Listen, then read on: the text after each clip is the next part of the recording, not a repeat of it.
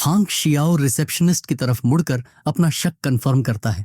क्या तुम पक्का हो कि येन ने अभी 5,60,000 पूरा पेमेंट किया है? रिसेप्शनिस्ट पेमेंट कंफर्म करती है और फिर बाद में और नमक डाल देती है। जी सर, और उन्होंने 10,000 का बहुत जेनरस टिप भी दिया है। इस महीने का मेरा रेंट उन्हीं की वजह से भर गया। याओ का गुस्सा फट पड़ता है। तुमने वो टिप कैसे रख ली? वो पूरा पैसा जुआन फैमिली का है, समझे? वो तो वैसे ही हमारा है। फांग शियाओ उसे लॉजिकली शांत करने की कोशिश करता है। अभी टिप के लिए रोने का टाइम नहीं है। असली सवाल ये है कि उसके पास इतना पैसा आया कहां से? 3 साल तक अगर उसने ग्रोसरी का भी पैसा बचाया हो तब भी 1 मिलियन नहीं बन सकता। ये मैथ समझ ही नहीं आ रहा। याओ थोड़ा सोचती है और फिर उसे एक आइडिया आता है। रुको, वो पहले मेरी दादी के घर के आसपास रहता था, उनके डॉग की केयर करता था। वहां बहुत कीमती एंटिक बेच पड़े हैं। क्या पता उसने उनमें से 1-2 चुरा कर बेच दिए हों, जैसे कोई एंटिक हाइस्ट वाला कैरेक्टर हो। फांग शाओ भी मान जाता है। यही होगा। अपने फैमिली को कॉल करो और देखो कुछ गायब तो नहीं है। ये पूरा केस रेड फ्लैग एनर्जी दे रहा है। उधर वांग होटल के बैंक्वेट हॉल में प्रेसिडेंट टांग और बाकी बड़े गेस्ट अभी भी रुके हुए हैं। सब उस मिस्टीरियस इंसान का इंतजार कर रहे हैं जिसने वो एक्सपेंसिव ब्रेसलेट भेजा था। चिन होंगयान दरवाजे की तरफ देखते हुए रेस्टलेस हो जाती है। उसे लगता है कि ट्रैफिक के बावजूद भेजने वाला अब तक आ जाना चाहिए था। उसके दिमाग में एक डरावना थॉट आता है। क्या सच में यीचेन ने ही वो ब्रेसलेट भेजा था? अगर ऐसा हुआ तो ये तो पूरा प्लॉट ट्विस्ट होगा। याओ की माँ का फोन बजता है। वो उठाती है और दूसरी तरफ याओ की घबराई हुई आवाज सुनाई देती है। माँ, तुरंत दादी के घर जाओ। देखो कहीं उनकी पुरानी कैलीग्राफी या पेंटिंग्स गायब तो नहीं है।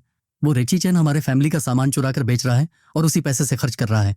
माँ का कंट्रोल टूट जाता है और वो जोर से बोल पड़ती है कि येन, वो लूजर, दादी के एंटिक पीस चुरा रहा है। चिन होंगयान ये बात सुन लेती है और एक डीप सांस लेती है, जैसे पूरा सस्पेंस खत्म हो गया हो। वो सिगरेट स्मोक छोड़ते हुए सोचती है कि उसने इसे कोई बड़ा टाइकून समझा था, लेकिन ये तो बस एक कॉमन थीफ निकला। पूरा फॉल्स एडवर्टाइजिंग। उसकी इंटरेस्ट पूरी तरह खत्म हो जाती है। वो खड़ी होती है और कहती है कि उसे कंपनी का अर्जेंट काम है, अब जाना होगा। ओल्ड मैडम वॉन रिस्पेक्ट से खड़ी होती हैं और कहती हैं कि फाइनेंसिंग वाला मैटर प्रेसिडेंट चिन के हाथ में है। चिन होंगयान कहती है चिंता मत करो और वहां से निकल जाती है। जैसे ही वो जाती है, बाकी गेस्ट समझ जाते हैं कि वो मिस्टीरियस टाइकून अब नहीं आएगा और सब एक एक करके जाने लगते हैं, जैसे एनपीसीज अपना साइड क्वेस्ट खत्म करके जा रहे हों। भीड़ के हटते ही ओल्ड मैडम वन गुस्से में पूछती हैं कि याओ ने क्या कहा। उन्हें पता चलता है कि येन ने वेस्टलेक होटल में 1 हफ्ते के लिए प्रेसिडेंशियल सूट बुक किया था और करीब 6 लाख खर्च कर दिए। सबको शक होता है कि उसने ये पैसे एंटिक्स बेच कर कमाए हैं। ओल्ड मैडम वन गुस्से से फट पड़ती हैं और टेबल पर हाथ मारती हैं, उस दामाद को कोसती हैं, लेकिन वो खुद को रोक लेती हैं क्योंकि ब्रेसलेट वाला गेस्ट अभी भी नहीं आया। वो फैमिली को डिवाइड करती हैं। कुछ लोग दादी के घर जांच करने जाते हैं और बाकी लोग वहीं रुककर इंतजार करते हैं। पूरा मल्टीटास्किंग मोड ऑन। विला में साओ और याओ के पेरेंट्स सर्च शुरू करते हैं। साओ सजेस्ट करता है कि सब अलग अलग सर्च करें। अंकल पुराना कैलीग्राफी रूम देखे और वो खुद दूसरा रूम चेक करेगा। 20 मिनट की सर्च के बाद उन्हें कुछ भी मिसिंग नहीं मिलता। साओ गहराई से सोचता है, पूरा कैलकुलेशन लगाते हुए, कि दादी के घर से कुछ भी वैल्यूएबल नहीं गया, मतलब उसने कुछ भी चोरी नहीं किया। उसका दिमाग मैथ कर रहा है, लेकिन साओ की हेट्रेड अभी भी हावी है। वो यीचेन को क्लीन स्लेट नहीं देना चाहता, इसलिए वो झूठ बोलकर अपने अंकल से कहता है कि फिर से अच्छे से चेक करो। जैसे ही अंकल बाहर जाता है, साओ के दिमाग में एक खतरनाक प्लान आ जाता है। वो शेल्फ की तरफ जाता है और एक बहुत एक्सपेंसिव वॉच उठा लेता है, जिसकी कीमत 5 मिलियन से भी ज्यादा है, जो उसके ग्रैंडफादर पहले पहनते थे। उसके चेहरे पर एक डायबोलिकल स्माइल आ जाती है। वो सोचता है अब ये चेन ही वो थीफ बनेगा जिसने ये वॉच चुराई है। वो पूरी तरह से किसी को फ्रेम करने का स्पीड रन करने वाला है। वो वॉच को अपने पॉकेट में छुपा लेता है और खाली बॉक्स लेकर बाहर आ जाता है। तुरंत ही वो जोर जोर से चिल्लाने लगता है कि उसके रूम से वॉच मिसिंग है। याओ की माँ गुस्से में रिएक्ट करती है और कहती है, मुझे पता था ऐसा ही कुछ होगा। याओ के पिता तुरंत ओल्ड मैडम जुआन को कॉल करते हैं और घबराकर बताते हैं कि ग्रैंडफादर की रिचर्ड मिल वॉच गायब है। ओल्ड मैडम जुआन गुस्से से कांपने लगती हैं। वो ऑर्डर देती हैं कि ये चेन को पकड़कर उसके सामने लाया जाए। वो उसका हाथ तक काट देगी। ग्रैंडमदर ने पूरा यांडेरे मोड ऑन कर लिया है। कॉल खत्म होने के बाद पिता साओ से कहते हैं कि चेन को वापस लाना होगा, लेकिन साओ को पिछली बार की पिटाई याद आ जाती है और उसे डर लगने लगता है कि वो आदमी फिर से उसे मार देगा। वो खुद को घायल दिखाने का नाटक करता है और अस्पताल जाने के बहाने वहां से भाग जाता है। भाई पूरा मैं घायल हूं बोलकर गायब हो गया। पिता याओ को कॉल करते हैं और पूछते हैं कि क्या वो अभी वेस्टलेक होटल में है। होटल में याओ कॉल उठाती है और उसकी आंखें चौड़ी हो जाती हैं। क्या कहा? दादी के घर से रिचर्ड मिले वॉच गायब है, 5 मिलियन की? ठीक है, मैं समझ गई। वो कॉल काट देती है और फांग शियाओ पूछता है कि क्या हुआ। याओ गुस्से में कहती है, ये दादी का सामान चुराया है। वो रिसेप्शनिस्ट की तरफ मुड़कर डिसरिस्पेक्टफुल तरीके से येन का रूम नंबर मांगती है। फांग शियाओ डरकर पूछता है कि वो क्या करने वाली है। याया एक्साइटेड होकर जवाब देती है कि वो उसे पकड़कर वापस लाने वाली है। क्योंकि उसने उसके ग्रैंडफादर की 5 मिलियन की वॉच चुराई है। पांग शियाओ देखता है कि वो एंग्री से ज्यादा एक्साइटेड लग रही है।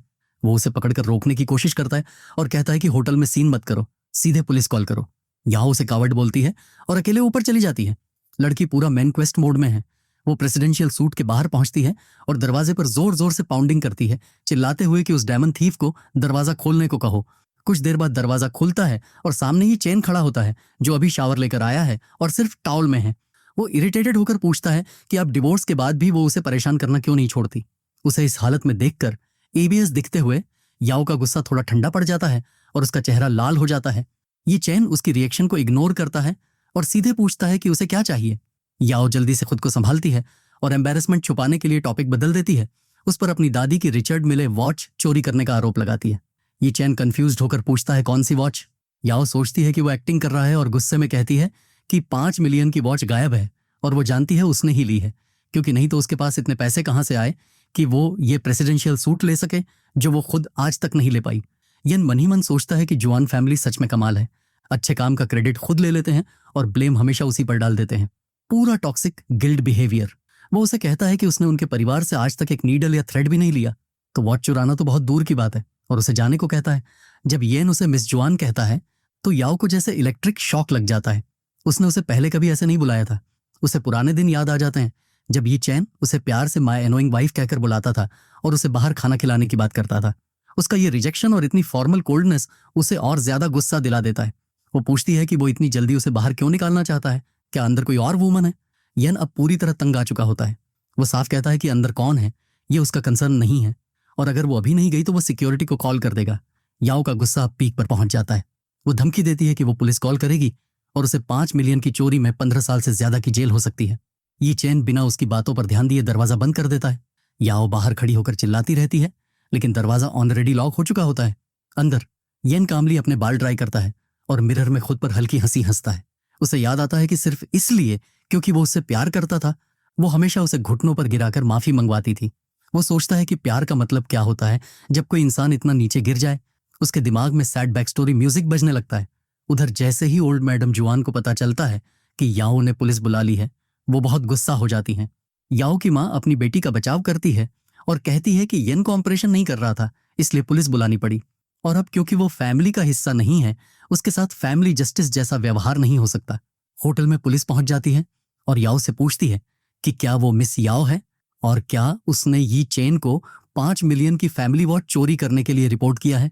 याओ खुद को विक्टिम की तरह पेश करती है और समझाती है कि यी चेन पहले उनका live in son in law था और अभी अभी डिवोर्स हुआ है। वो कहती है कि उसने वॉच चुराई, बेच दी और उसी पैसे से वो 1 हफ्ते के लिए प्रेसिडेंशियल सूट में रह रहा है, और उसने एक प्रोस्टिट्यूट भी हायर की है। वो जल्दी जल्दी पुलिस को अरेस्ट करने के लिए पुश करती है। पूरा फॉल्स रिपोर्ट स्पीडन कर रही होती है। एक ऑफिसर रिसेप्शनिस्ट को ऑर्डर देता है कि वो ये चेन को नीचे बुलाए। डरी हुई रिसेप्शनिस्ट कॉल करती है, लेकिन ये चेन पहले ही गहरी नींद में चला गया होता है और कॉल पिक नहीं करता। याओ का शक अब यकीन में बदल जाता है और वो गुस्से में सोचती है कि वो गिल्टी है, इसलिए जवाब नहीं दे रहा। दोनों पुलिस ऑफिसर्स एक दूसरे को देखते हैं और तय करते हैं कि उन्हें ऊपर जाना होगा। वो एलिवेटर से ऊपर जाते हैं और डोरबेल बजाते हैं। जैसे ही यन दरवाजा खोलता है और पुलिस को देखता है, वो थोड़ा सरप्राइज्ड होता है, लेकिन पूरी तरह काम रहता है। मेन कैरेक्टर एनर्जी ओनन हो जाती है।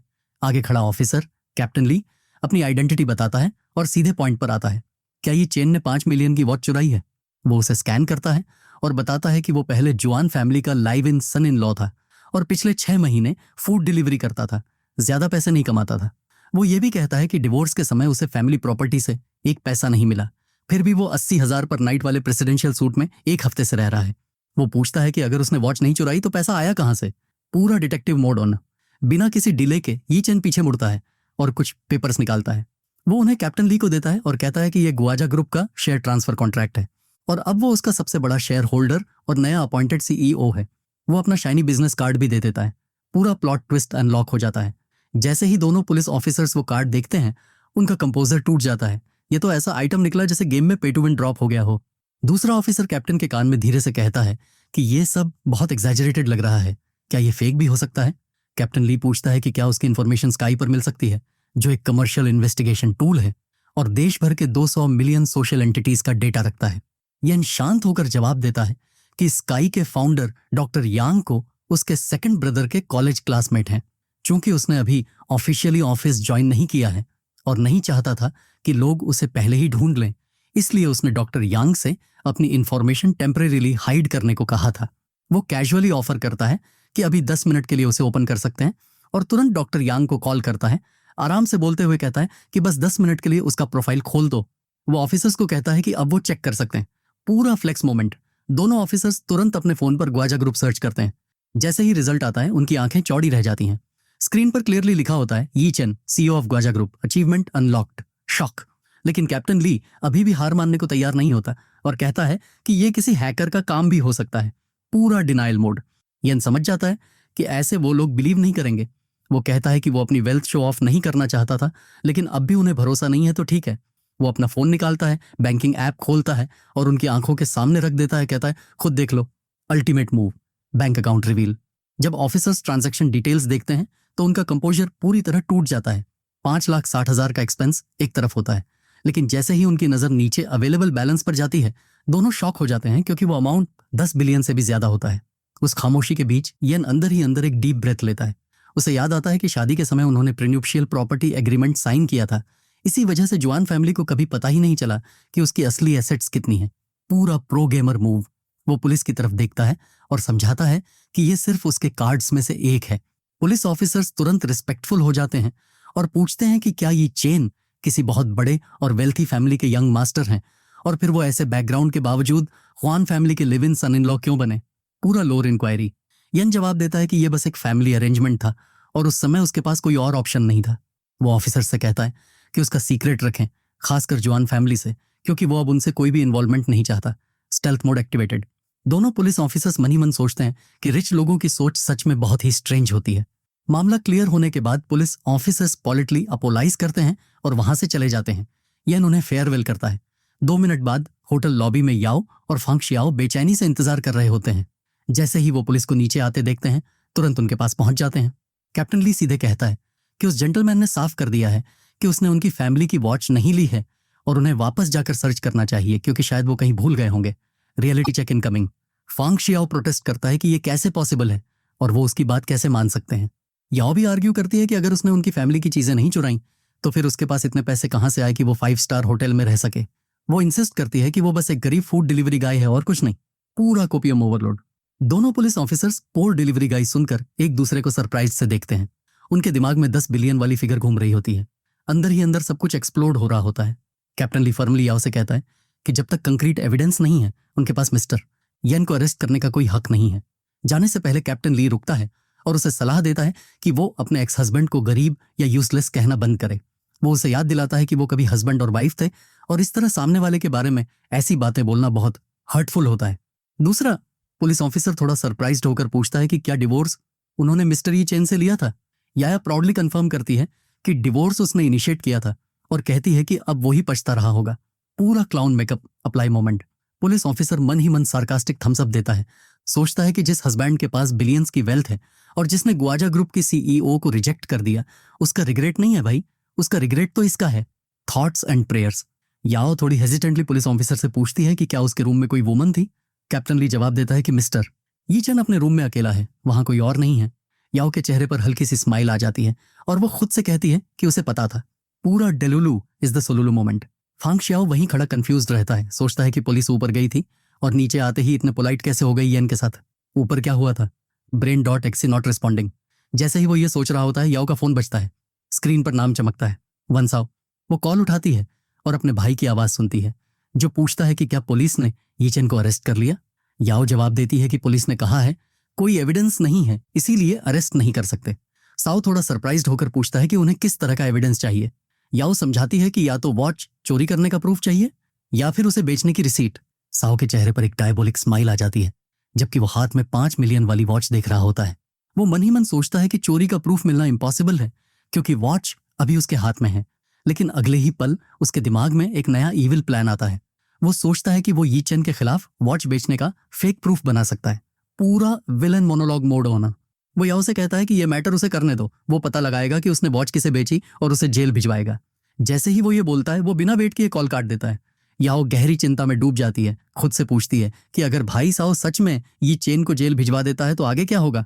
पुरानी यादें उसकी आंखों के सामने रिफ्रेश होने लगती हैं। उसे वो समय याद आता है जब येन प्यार से उसके बाल कर्ल करता था और पूछता था कि कर्ल ठीक बना है या नहीं। वो इन यादों में पूरी तरह खो जाती है। उसका दिमाग पूरी तरह येन की सोच में उलझ जाता है। फ्लैशबैक आर्क शुरू हो जाता है। फांग शियाओ, जो उसे साइड से लगातार देख रहा होता है, इस मौके को भांप लेता है और धीरे धीरे उसके पास आता है।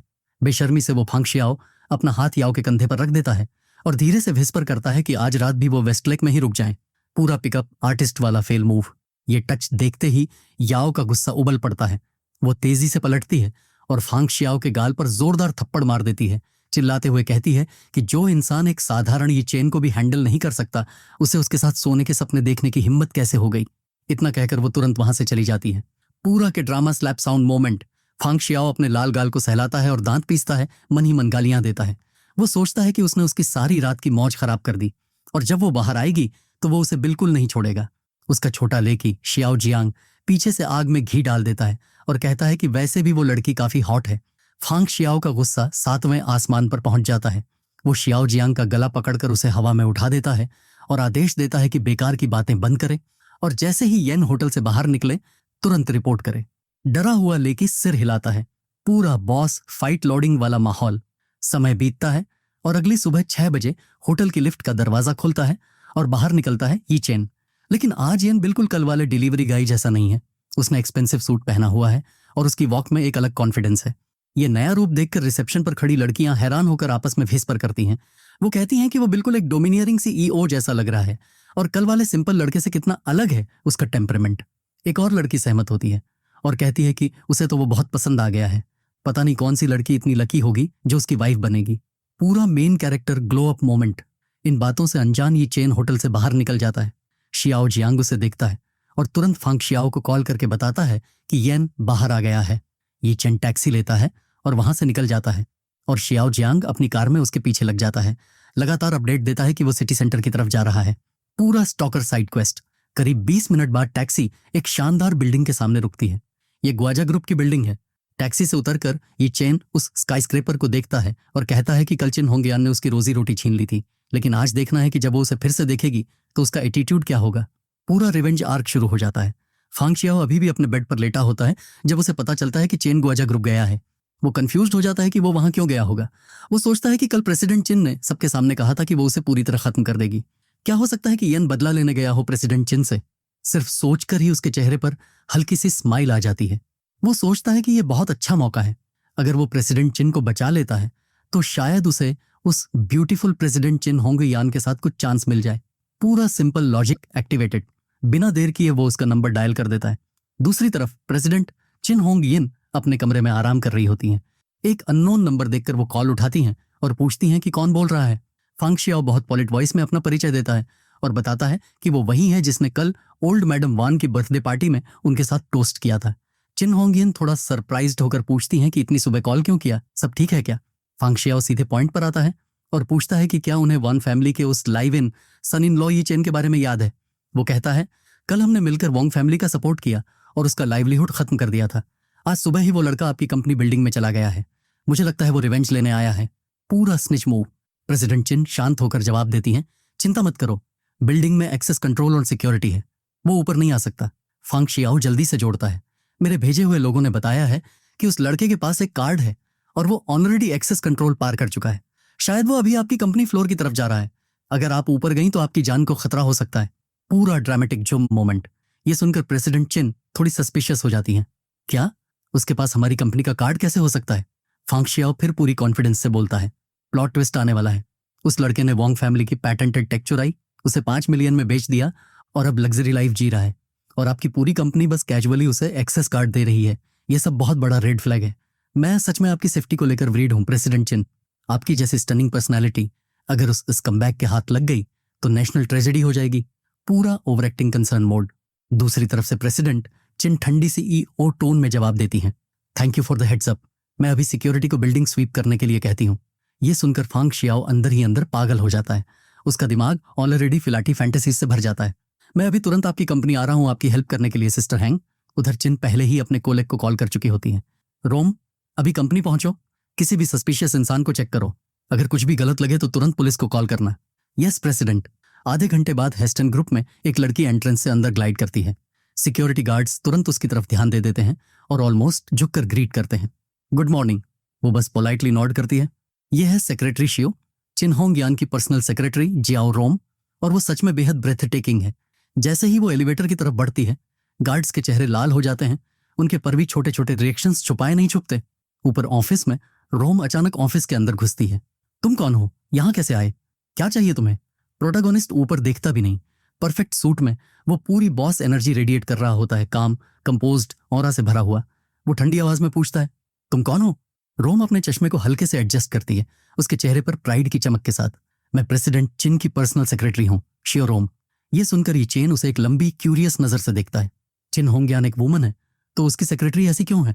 क्या ये आमतौर पर मैन की प्रेफरेंस नहीं होती? क्या चिन होंगयान को विमेन में इंटरेस्ट है? वाह, इस आदमी की इमेजिनेशन भी कमाल की है। रोम गुस्से में डेस्क पर दोनों हाथ पटक देती है। क्या देख रहे हो? मुस्कुरा क्यों रहे हो? जवाब दो, तुम हमारी कंपनी में क्या कर रहे हो? प्रोटोगोनिस्ट फाइनली जवाब देता है, बिल्कुल सीरियस होकर, मैं ये हूँ, इस ग्रुप का नया प्रेसिडेंट। ये सुनते ही रोम का पैनिक मोड इंस्टेंटली एक्टिवेट हो जाता है। बहुत सॉरी प्रेसिडेंट, ये मैं बहुत जल्दी में गलत समझ गई। निश्चित रूप से सिर्फ आप ही इस डोर का एक्सेस रख सकते हैं। मुझे माफ कर दीजिए। प्रेसिडेंट चिन ने कहा था कि कोई सस्पिशियस पर्सन आने वाला है, इसीलिए मैं येन उसे ज्यादा अटेंशन नहीं देता, ऑलरेडी काम पर फोकस है। लेकिन अंदर से वो थोड़ा इरिटेटेड है। फिर से वही वोंग फैमिली, जैसे कोई चिपका हुआ शैडो हो। ठीक है, तुम जा सकती हो। रोम सॉफ्टली नॉड करती है और जाने ही वाली होती है।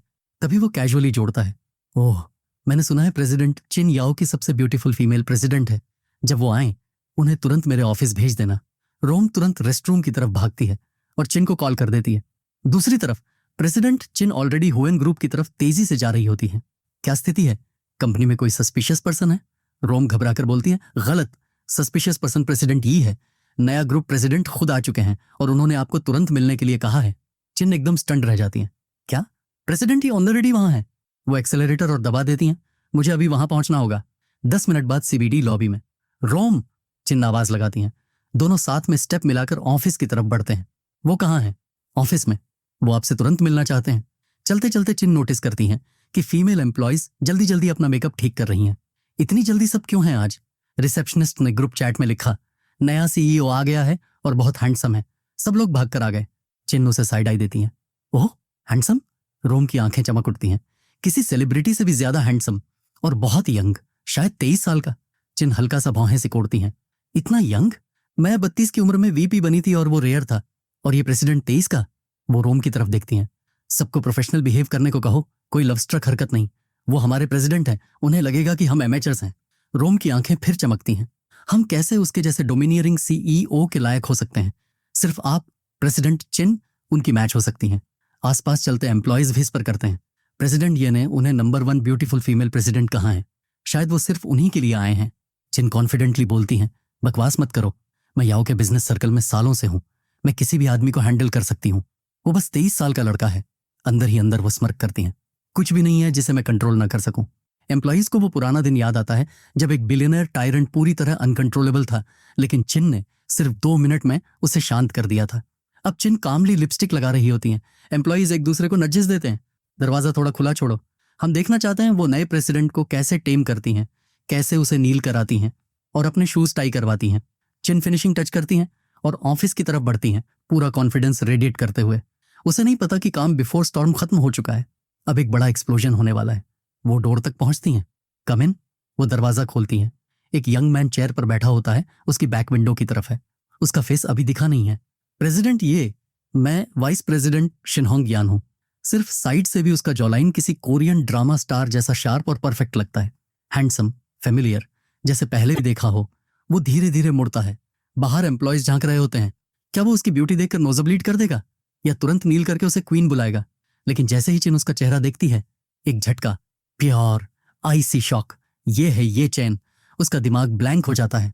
उसके घुटने अचानक जवाब दे देते हैं। वो सीधे जमीन पर गिरती है और नील कर जाती है, पूरी तरह स्पीचलेस, पूरी तरह स्टन्ड। बाहर खड़े एम्प्लॉयज जैसे फ्रीज हो जाते हैं। प्रेसिडेंट चिन, घुटने क्यों टेक दिए? रोम भी शॉक में जम जाती है। ऑफिस का डोर पूरी तरह खुला है।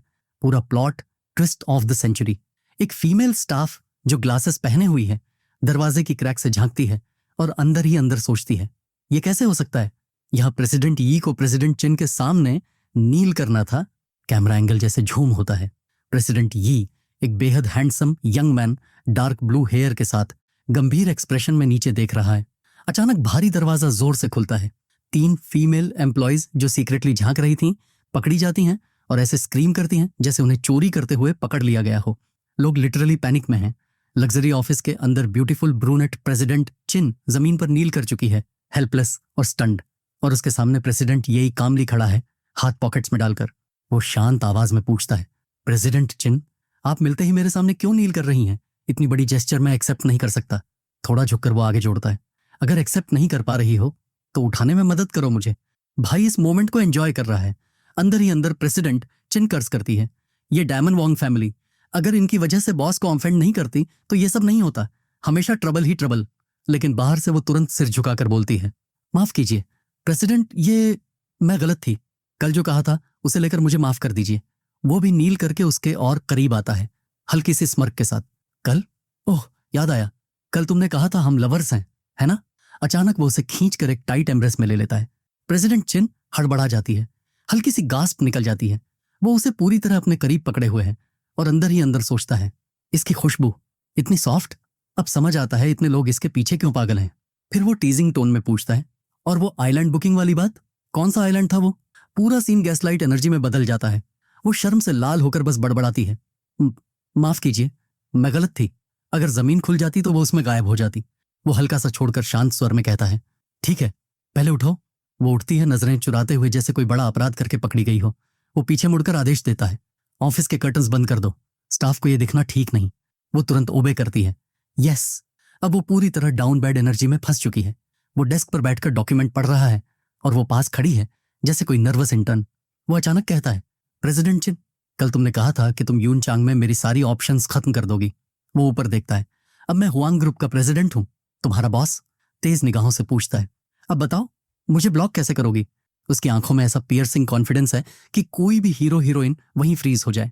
वो भारी रिग्रेट के साथ बोलती है, प्रेसिडेंट ही, मुझे कभी नहीं लगा था कि आप इतने हाई स्टेटस में होंगे और फिर भी वॉन्ग फैमिली के live in son in law बने रहेंगे।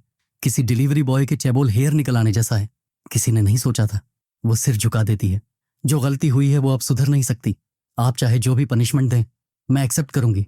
वो धीरे से मुड़ती है खिड़की की तरफ, अपने आप को पूरी तरह सरेंडर मोड में रखते हुए। अगर आप स्लैप करना चाहें मैं तैयार हूं। अगर स्कॉल्ड करना चाहें मैं सुन लूंगी। अगर फायर करना चाहें मैं अभी निकल जाऊंगी और कभी वापस नहीं आऊंगी। पूरा एग्जीक्यूशन एक्सेप्ट कर लिया है स्पीच। ये सब देखकर प्रेसिडेंट ये मन ही मन सोचता है, चिन्हों गयान ये सिंपल नहीं है। ये पैनिक नहीं करती, जिम्मेदारी लेती है, एक्सक्यूजेस नहीं देती, ब्लेम शिफ्ट नहीं करती। वो सच में बिजनेस वर्ल्ड की एक यूनिकॉर्न जैसी है। आखिरकार वो शांत होकर कहता है, मैं तुम्हें फायर करने का कोई इरादा नहीं रखता। ये सुनते ही वो पूरी तरह स्टंड हो जाती है, जैसे उसे प्लॉट ट्विस्ट की ट्रक ने टक्कर मार दी हो। वो आराम से कुर्सी पर हाथ टिकाकर समझाता है, कल तुम ही थी जिसने मुझे बाहर निकलने का रास्ता दिया। अगर मैं सच में एक ordinary live in son in law होता तो तुम मेरी बेनिफेक्टर होती। बाकी सबने इग्नोर किया, तुमने फर्स्ट मूव किया। उसकी मर्सी से भावुक होकर वो हल्की सी मुस्कान देती है और कहती है, धन्यवाद प्रेसिडेंट, ये अब से मैं पूरी लॉयल्टी के साथ आपकी सर्विस करूंगी। लड़की ने जैसे नया फैक्शन अनलॉक कर लिया हो और अब लॉयल्टी पॉइंट्स ग्राइंड करने लगी हो। वो डेस्क पर हाथ जोड़कर फर्म आवाज में कहता है, तुम्हें मैं माफ कर सकता हूं, लेकिन बर्थडे बैंक्वेट में जिन्होंने मेरे ऑप्शंस कट ऑफ करने की कोशिश की उनमें से किसी को नहीं छोड़ूंगा। अब आर्क टाइम है। वो श्रद्धा से उसे देखती है और कहती है, प्रेसिडेंट चिन, आप मुझे होंग यिन कह सकती हैं। वो आदेश देता है, होंग यिन, कल जिन्होंने मेरे खिलाफ गेम खेला था उनकी पूरी इंफॉर्मेशन इकट्ठा करो और मुझे दो। वो कामली यस कहकर बाहर निकल जाती है और अंदर ही अंदर सोचती है कि प्रेसिडेंट ये अब मूव करने वाले हैं। पूरा यून बिजनेस सर्कल हिलने वाला है। वो ऑलरेडी मेंटली पॉपकॉर्न ले चुकी है। आधे घंटे बाद डेस्क पर एक रिज्यूमे रखा जाता है। होंग यिन बोलती है, प्रेसिडेंट ये आपने जो मांगा था वो सब यहाँ है। वो याद करता है फेंको की एरोगेंट बातें, 10 बिलियन नेटवर्थ का शो ऑफ। वो पूछता है, सुना है फेंक फैमिली यून चैन की फर्स्ट ईयर फैमिली है, करीब 10 बिलियन एसेट्स के साथ। होंग यिन तुरंत सच साफ करती है, पहले शायद थे लेकिन अब बहुत गिर चुके हैं। अब शायद 3 बिलियन के आसपास हैं। वांग फैमिली से ज्यादा अलग नहीं। पूरा 10 बिलियन वाला फ्लेक्स हवा में डिसॉल्व हो जाता है। वो आगे बताती है, वांग फैमिली ने हाल ही में हमसे 70 मिलियन का फाइनेंसिंग प्रोजेक्ट मांगा था और बहुत बेनिफिट्स भी दिए थे। मैं वो सब रिटर्न कर दूंगी और कह दूंगी कि हुईशांग के साथ उनका कोई फ्यूचर डील नहीं होगा। अंदर ही अंदर वो सोचती है कि वांग जाकी ने ऐसे यूजलेस पेंको को चुन लिया, जबकि असली हिडन बॉस सामने था। जब उसे पता चलेगा कि ये चैन असल में कौन है तो उसका रिग्रेट लेजेंडरी लेवल का होगा। लेकिन ये चेन पूरी तरह काम और प्रोफेशनल रहता है। वो कहता है बिजनेस बिजनेस होता है, मैं पर्सनल हिस्ट्री की वजह से वोंग फैमिली को डील से बाहर नहीं करूंगा। उस प्रोजेक्ट का प्रपोजल लेकर आओ। फिर थोड़ा सॉफ्ट टोन में जोड़ता है, लेकिन मैं खुद तुम्हारे साथ चलूंगा। उसी समय नीचे लॉबी में फेंक को खड़ा फोन देख रहा होता है। वो सोचता है पता नहीं प्रेसिडेंट चिन ने उस लड़के को पकड़ा या नहीं। उसे नहीं पता कि लड़का इस वक्त पूरे बिल्डिंग का कंट्रोल कर रहा है। तभी एक फीमेल स्टाफ ग्रीन जैकेट में उसके पास आती है। वो उसे देखकर कैजुअली पूछता है तुम कौन हो। वो थोड़ा करीब आकर उसका आर्म पकड़ लेती है और कहती है यंग मास्टर फैंग, भूल गए क्या? उस रात लिंक्स बार में आपने मुझे ड्रिंक्स दिलाए थे, फिर हम साथ गए थे। पूरी रात आपने मुझे इग्नोर किया था, याद है? फेंक को अंदर से डिस्गस्ट से भर जाता है।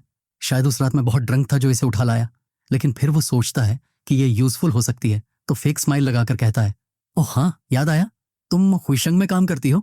वो उसका हाथ पकड़कर फेक अफेक्शन दिखाते हुए सोचता है कि इसे इस्तेमाल किया जा सकता है। फिर जल्दी से बोलता है हनी, जल्दी मुझे ऊपर ले चलो, प्रेसिडेंट चिन खतरे में है। तुम सच में सोचते हो कि तुम मेन कैरेक्टर हो, है ना? 1 मिनट बाद एलिवेटर खुलता है और जैसे ही वो बाहर आते हैं गलियारे में एम्प्लॉइज की एक्साइटेड विस्परिंग सुनाई देती है। हे सुनो, उसने प्रेसिडेंट को देखते ही तुरंत घुटने टेक दिए, यकीन कर सकते हो, फर्स्ट सेकंड में ही नील कर दिया। पूरा सीन किसी हिस्टोरिकल ड्रामा जैसा लग रहा था। फेंक को तुरंत बीच में टोक देता है और जोर से पूछता है एक्सक्यूज मी, प्रेसिडेंट चिन अभी कहाँ है? चश्मा पहनी स्टाफ मेंबर जवाब देती है प्रेसिडेंट चिन अपने ऑफिस में है। सर क्या आपके पास अपॉइंटमेंट है? लेकिन फेंक को उसकी बात को पूरी तरह इग्नोर कर देता है। वो अचानक अपना हाथ आगे बढ़ाकर उसे एग्रेसिवली साइड में धकेल देता है। वो लड़की चिल्ला पड़ती है हे आप क्या कर रहे हैं? ये आदमी सच में सोच रहा है कि वो किसी एक्शन मूवी का हीरो है। वो भारी ऑफिस डोर्स को जोर से लात मारकर खोल देता है। धड़ाम, पूरा दरवाजा दीवार से टकराने जैसी आवाज करता है। वो अंदर घुसते ही उंगली उठाकर चिल्लाता है तो यहां हो तुम ये चैन, तुम shameful discarded son in law और थिफ। भाई पूरे वॉल को तोड़कर एंट्री लेने वाला हीरो मोड में है। सब्टिलिटी नाम की चीज को उसने शायद कभी डाउनलोड ही नहीं किया था। होंगियन जो डॉक्यूमेंट हाथ में लिए ये चेन के पास खड़ी थी, इंट्रूडर को देखकर शॉक में आ जाती है और बड़बड़ाती है फेंक को। वो पूरी तरह सिचुएशन को गलत समझ लेती है। फेंक को सीधे ही चेन पर चिल्लाता है क्या तुम यहाँ छुपकर प्रेसिडेंट चिन से बदला लेने की प्लानिंग कर रहे हो? उसका कॉन्फिडेंस देखकर ही पता चलता है कि उसे अपनी गलती का अंदाजा दूर दूर तक नहीं है। होंगियन का गुस्सा अब आग बन जाता है। वो उसे घूर कर पूछती है तुम्हें अंदर किसने आने दिया? लेकिन फेंक को अभी भी हीरो मोड में बना रहता है। वो चेस्ट फुलाकर कहता है होंगियन जी घबराओ मत, मैं खुद इस कचरे को यहाँ से बाहर फेंक देता हूँ ताकि तुम्हें इसे देखने की जरूरत न पड़े। वो आगे बढ़ता ही है कि अगला पल चटाक, होंगियन का एक तेज गूंजता हुआ थप्पड़ उसके गाल पर पड़ता है। पूरा ऑफिस जैसे फ्रीज हो जाता है। उसका चेहरा गुस्से से लाल, आंखें पूरी तरह ब्लेजिंग। वो चीख पड़ती है कौन होंगे इन जी, मुझे प्रेसिडेंट चिन कहकर बुलाओ। वो थप्पड़ सिर्फ आवाज नहीं था, वो एक पूरा रियलिटी चेक था जिसमें एटीट्यूड, ईगो और गलतफहमी सब एक साथ क्रैश हो गए थे। और फिर जो हुआ, उसने पूरे पावर गेम का बोर्ड ही पलट दिया। जिसे तुम अब तक सिर्फ एक live in son in law समझ रहे थे, वो असल में पूरा सिस्टम का हिडन किंग निकल आया। और जो लोग उसे गिराने आए थे वही अब अपनी ही गलतफहमी के मलबे में खड़े थे। तो सवाल अब ये नहीं है कि ये चेन क्या करेगा, सवाल ये है कि अगला शिकार कौन होगा। क्योंकि ये कहानी अभी खत्म नहीं हुई है, ये तो बस शुरुआत है। अगर तुम चाहते हो नेक्स्ट चैप्टर में पूरा रिवेंज, आर्क, बेट्रेयल और सीईओ लेवल डोमिनेशन देखना, तो चैनल को सब्सक्राइब करो और बेल आइकन दबा दो, क्योंकि अगला ट्विस्ट तुम्हारे सोच से भी ज्यादा खतरनाक होने वाला है।